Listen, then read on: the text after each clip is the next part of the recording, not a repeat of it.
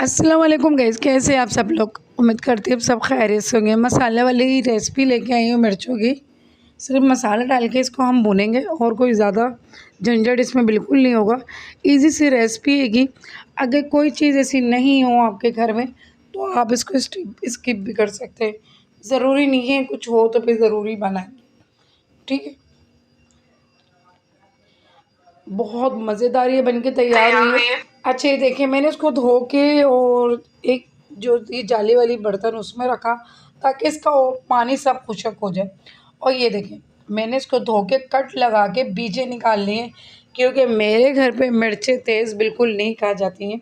ये देखें, पिसा हुआ धनिया ले लिया मैंने 2 स्पून, 1 स्पून मैंने ज़ीरा ले लिया, 1 स्पून सिर्फ मैंने इसको सौंफ ली।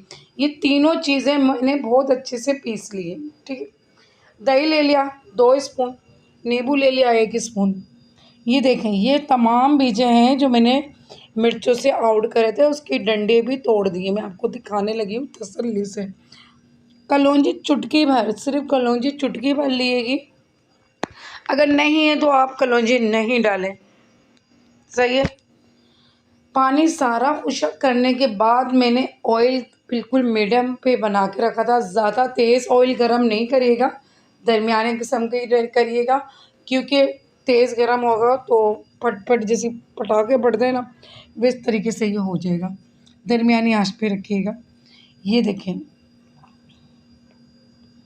अच्छा, ऑयल मैं आपको बता दूं, मैंने इसमें 2 स्पून छोटे साइज़ के डाले थे, कोई ज़्यादा नहीं डाले थे।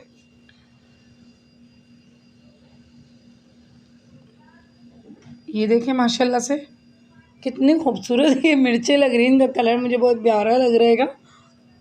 सिर्फ ऑयल के अंदर मैंने इसको डाला है।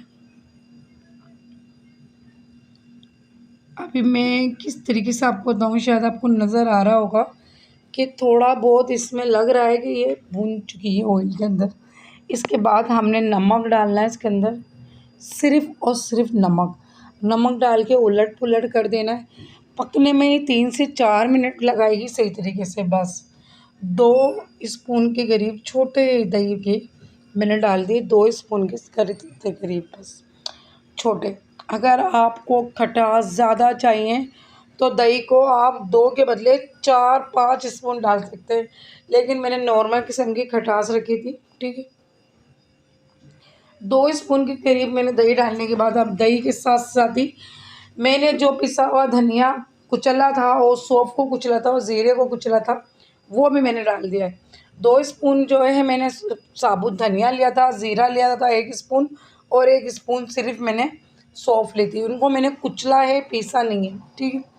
ये ज़रूरी है रेसिपी में, अगर आपको मिर्चें बनानी है ये तीनों चीज़ें ज़रूरी हैं, ठीक है। कुटी हुई मिर्च ले ली आधा स्पून,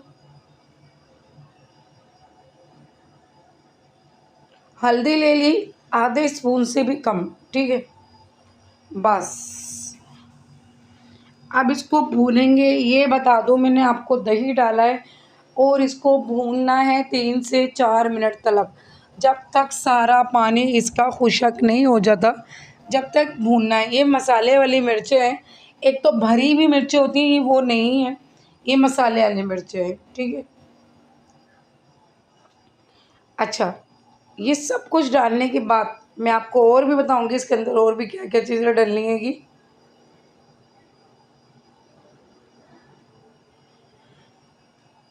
बहुत मज़ेदार और बहुत जल्दी बन के तैयार हो जाती है। मैंने दाल चावल बनाए थे तो मेरे लिए तो बहुत ही ज़रूरी ही चीज़ें बनाना और बना के रखना, क्योंकि लाजमी अच्छा लगता है खाते हुए। आधा स्पून मैंने इसमें आमचूर पाउडर डाला है। अगर आपके पास आमचूर पाउडर नहीं है तो कोई मसला नहीं है, आमचूर पाउडर छोड़ दें आप। और नींबू मैं जो डालूँगी 1 स्पून, तो आप उसको 2 स्पून कर दें अगर आमचूर पाउडर नहीं है तो, ठीक है। और खटास ज़्यादा चाहिए तो दही को आप 2 स्पून मैंने जो डाला है आप उसको 4 स्पून कर दें। आप इसको 2 मिनट या 1 मिनट के लिए छोड़ दें।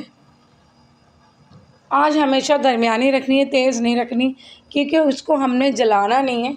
इसकी मिर्चों के अंदर सारा खटासपन लाना है, दही का और आमचूर का और नींबू का सारा खटास लाना है। हाथ से आप एक एक करके भी ये मिर्च खा लेंगी, इतने मज़ेदार बनेगी कि एक एक नुमाले के साथ आप खा सकती हैं, एक एक चावल के साथ खा सकती हैं, किसी चीज़ की ज़रूरत नहीं पड़ेगी, आप यूँ भी खा सकती हैं।